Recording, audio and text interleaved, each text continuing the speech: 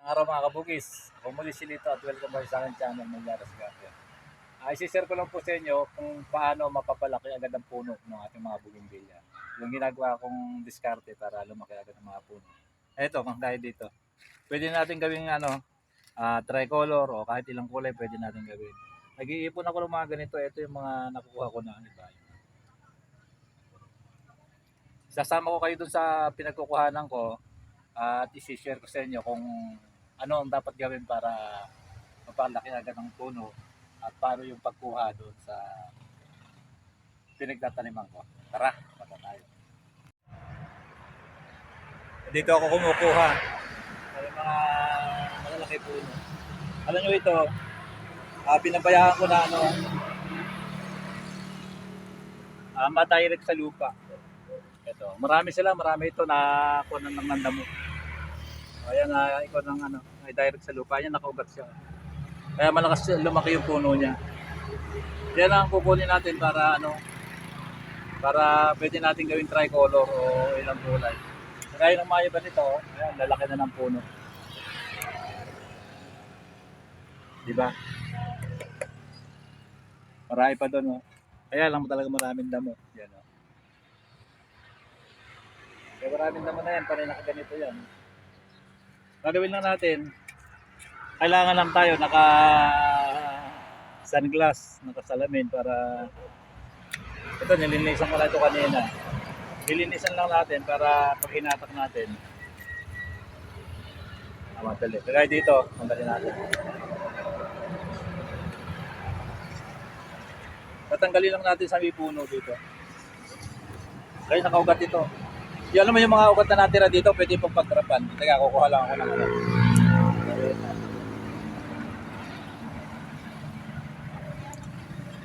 pwede natin gawin natin.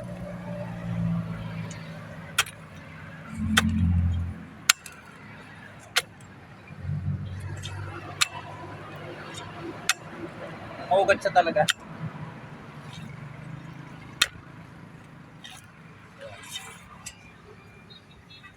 Putulin na natin dito. Ayan, nakakuha na tayo na isa. Kuha pa tayo dito. Ito, yung malaki.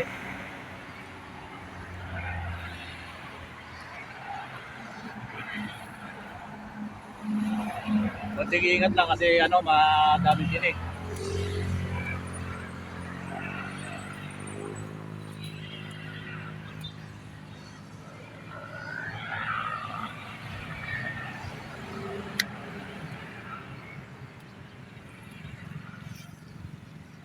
Ito, dito.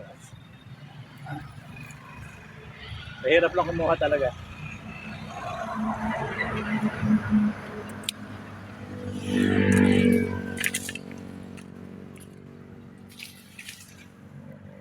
Ito, laki ng puno, di ba? Oh?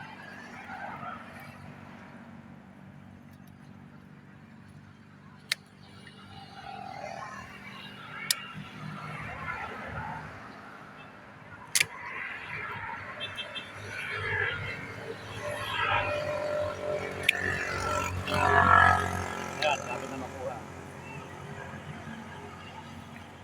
Bali, 1 year lang dito ito. Ganito na sa kalaki. Pwede natin baritahin ano naman yung puno.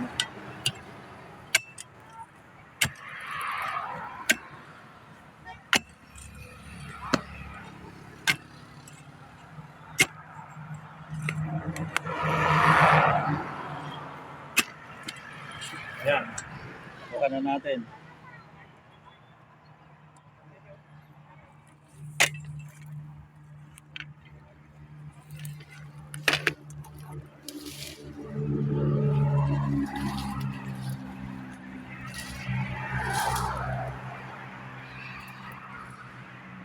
Ba? Okay.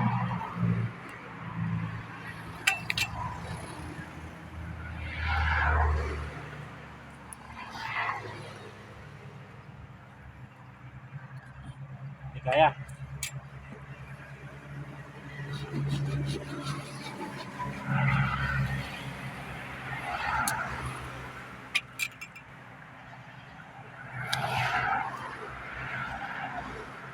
Oops.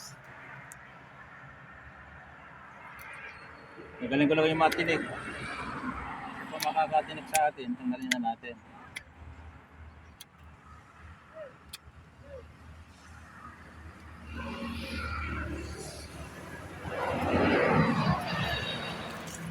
Variegated pa to.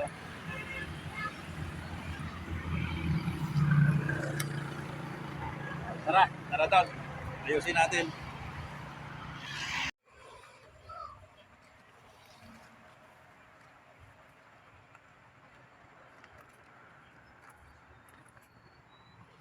Dito natin ayusin.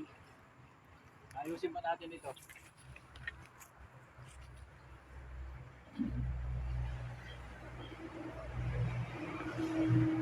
Ito yung ugat dito.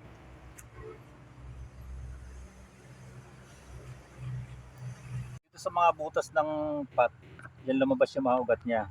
Kaya dapat natin tanggalin dyan. Ito, yung malaki kanina. Pasok natin. Ito papasok. Hindi kasi matatanggal.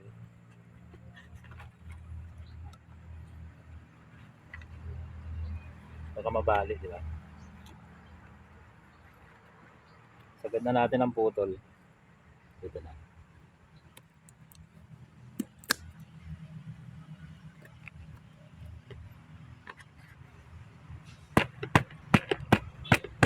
Kasi pagka hinatak natin nang hindi natin gaganituhin, baka maputol siya. Sayang yung ugat niya. O, ayan na yung ugat niya. Pwede na natin pagdrapan. Diba?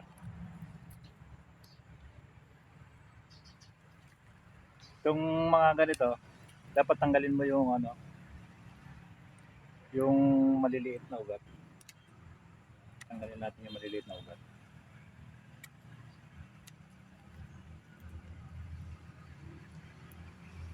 So, tanggalin na rin natin ito.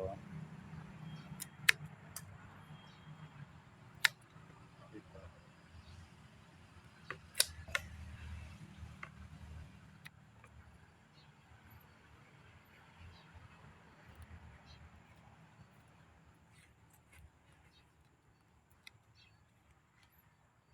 Diba? Ilang ugat na niya.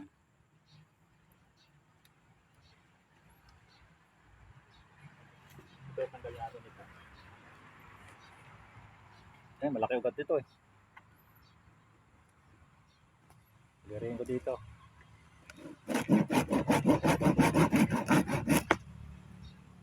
Itong isa.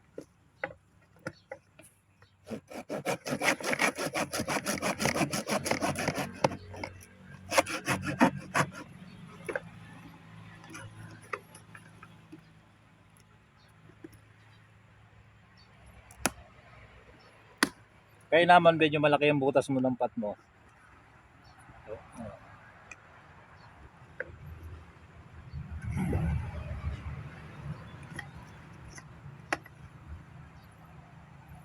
tanggalin muna natin itong isa. Itong isang sanga dito. Hindi siya magandang tingnan, di ba?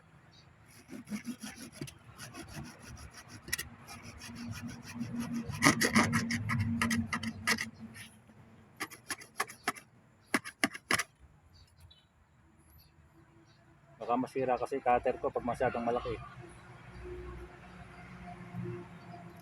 Ayun.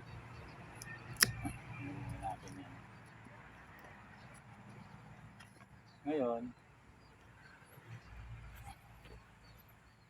pukpukin natin dito. Pasok ulit natin.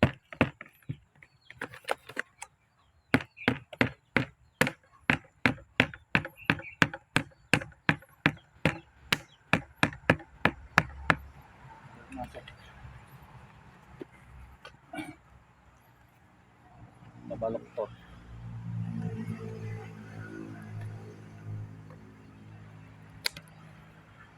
Sayang din kasi yung pot pag nasira.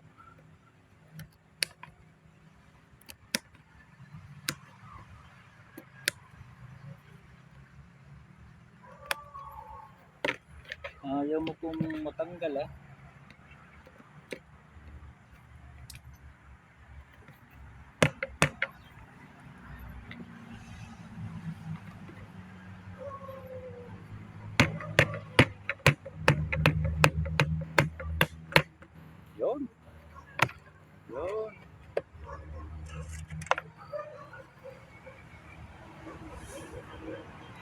Dito lang pala yun. Tanggalin uli natin yung maliliit. Diba? May RS na tayo. Sarili natin ako, hindi na tayo bibili sa iba. Pero talagang may mga bougainvillea na malakas lumaki ang puno.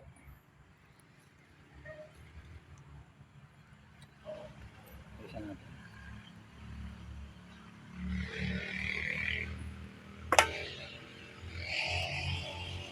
Diba? 1 year lang ito doon.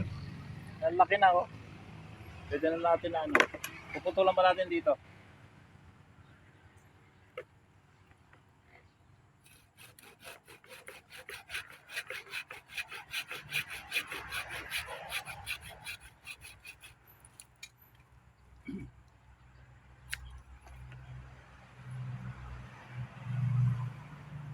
Diba? Maganda na. Lilinisan natin ng kaunti. Tara, linisan natin. Sandali. Lilinisan lang natin. Tatanggalin natin yung medyo mga black-black na ganyan. Pinag-upisan kasi ng fungus. Konti lang at malinis naman itong mga ito.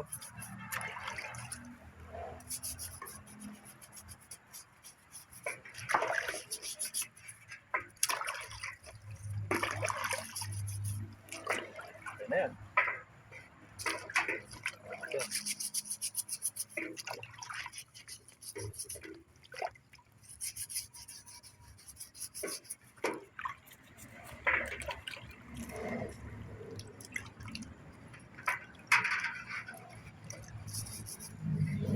Diba? Ganda yung malinis eh. Nag-umpisan kasi ng fungus yung mga black-black.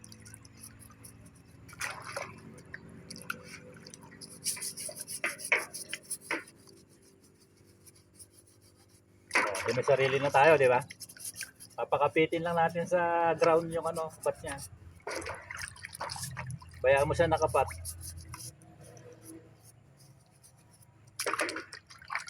Okay.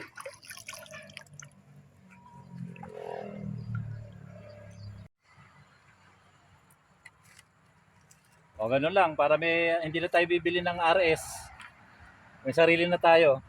Marami pa ako doon. Nakailan na tayo? 1, 2, 3, 4, 5, 6, 7, 8.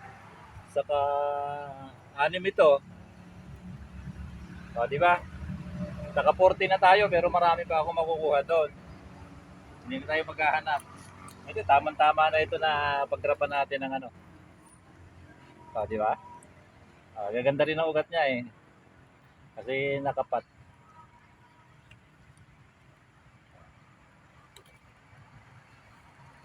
Dito na lang at maraming salamat sa patuloy na panonood nyo ng mga video ko. Bye.